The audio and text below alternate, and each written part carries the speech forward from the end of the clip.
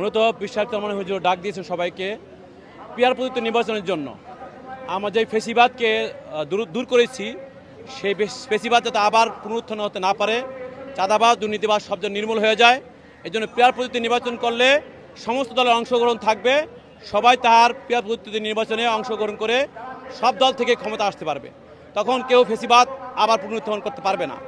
এই জন্য আজকে 28 তারিখ সমাবেশ দেখেছে হুজুর পীর সাহেব চরমনাই। আমরা চরমনাই আজকে সমাবেশকে সফল করতে আসছি এখানে। আমাদের এই দল ক্ষমতা আসলে ইনশাল্লাহ আমাদের দেশে দুর্নীতি মুক্ত হবে, চাঁদাবাজি মুক্ত হবে এবং কোরআনী শাসন হবে এবং আমাদের মা বোনদের ইজ্জতের সিকিউরিটি আমরা দিতে পারবো ইনশাল্লাহ। আমার মেয়ের আরও আমাদের এখন যে অধিকার আছে এর চেয়ে বেশি পাবে। তবে মাদক মুক্ত দেশ গড়বো ইনশাল্লাহ। আমরা এই অঙ্গীকার করে আমরা ইসলামী দেশ গঠন করতে চাচ্ছি। মুসলমান হিসাবে আমরা চাচ্ছি যে ইসলামী শাসন কায়েম করার জন্য। আমাদের এই দেশে তো আমরা অনেক দল দেখেছি, এরশাদ আমল দেখেছি, আওয়ামী লীগ দেখেছি, বিএনপি দেখেছি। আমরা চাচ্ছি যে আমাদের এই দেশে আবার নতুন করে একটা ইসলামী শাসন কায়েম হোক। এই জন্য আমরা এখানে সবাই সমবেত হয়েছি।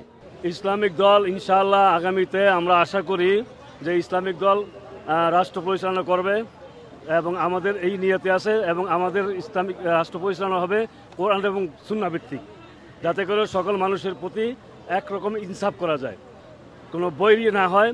যেই বৈরীর জন্য, যার বৈষম্যের জন্য এই অসংখ্য মানুষ, অসংখ্য ছাত্র ভাইরা, ছাত্র জনতারা এই বাংলাদেশের জন্য এবং ইনসাফ কায়েমের জন্য জান দিছে। আপনারা জানেন এবং আমাদের সকলের স্মরণ আছে যে আমাদের এই বাংলাদেশটা 53 বছর ধরে যে স্বাধীনতার পরে আমরা কিন্তু স্বাধীনতা ভোগ করতে পারি নাই, ইনসাফ পাই নাই। যেটা স্বাধীন বলতে অনেক রকম বোঝায়, কিন্তু যেটা ইনসাফ ভিত্তিক কোনো হিস্সা আমরা পাই নাই।